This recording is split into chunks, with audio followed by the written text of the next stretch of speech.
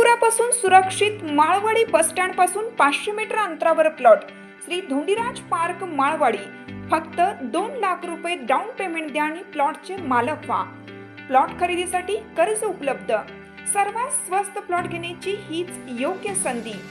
Premium residential plot Shri Dhondiraj park, Patil dairy नजीक, Vasgade road, Malwadi, Bhilwadi.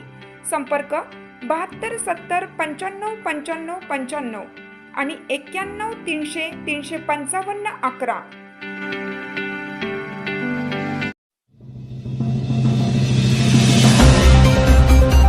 Tasgaon तालुक्यातील द्राक्ष बागायतदारांची 60 लाखांची फसवणूक। तासगाव तालुक्यातील मणेराजुरी, गव्हाण व सावर्डे येथील 20 वर द्राक्ष बागायतदारांची द्राक्ष दलालाने 60 लाख रुपयांची फसवणूक केली असल्याचे उघड झाले आहे। या प्रकरणी शेतकऱ्यांनी तासगाव पोलीस ठाण्यात 6 जणांविरोधात तक्रार दाखल केली आहे।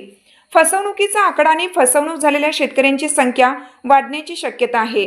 तक्रार दाखल करण्यात आलेल्यात महेश शहाणे, अनिल शहाणे, राजू चौधरी, राजेश कुमार, सुरेंद्र शहाणे सर्व राहणार पटना, मोह बिहार व पपलू राहणार दिल्ली या संशयित द्राक्ष दलालांचा समावेश आहे। तक्रारीत म्हटले आहे, संशयित द्राक्ष दलाल शेतकऱ्यांच्या ओळखीचे आहेत। ते दरवर्षी मणेराजुरी परिसरात द्राक्ष खरेदीसाठी येत असतात। 7 फेब्रुवारी ते 3 मार्च या कालावधीत दलालांनी शेतकऱ्यांच्या बागेमध्ये जाऊन द्राक्षाची पाहणी केली। द्राक्षे पसंत असल्याचे त्यांनी सांगितले। दर ठरवला। शेतकऱ्यांनी द्राक्षाची तोडणी केली। द्राक्ष माल या दलालांना दिला होता। त्यावेळी दलालांनी प्रत्येक वेळी कमी जास्त प्रमाणात रोख रक्कमही दिल्या, तर काही जणांना उर्वरित रक्कम नंतर देतो असं सांगितलं। दिनांक 3 मार्च रोजी संशयितांनी शेतकऱ्यांच्या द्राक्ष बागेतील संपूर्ण माल यांच्याकडील 4 चाकी वाहनात भरून नेला।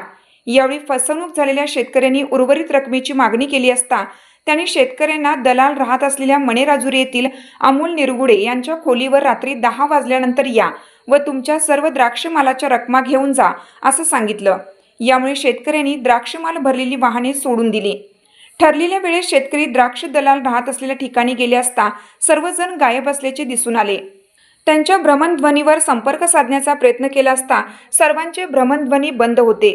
संबंधितांचा परिसरात शोध घेतला असता ते आढळून आले नाहीत। त्यामुळे फसवणूक झाली असल्याचे लक्षात आल्याने शेतकऱ्यांनी तासगाव पोलिसात धाव घेतली।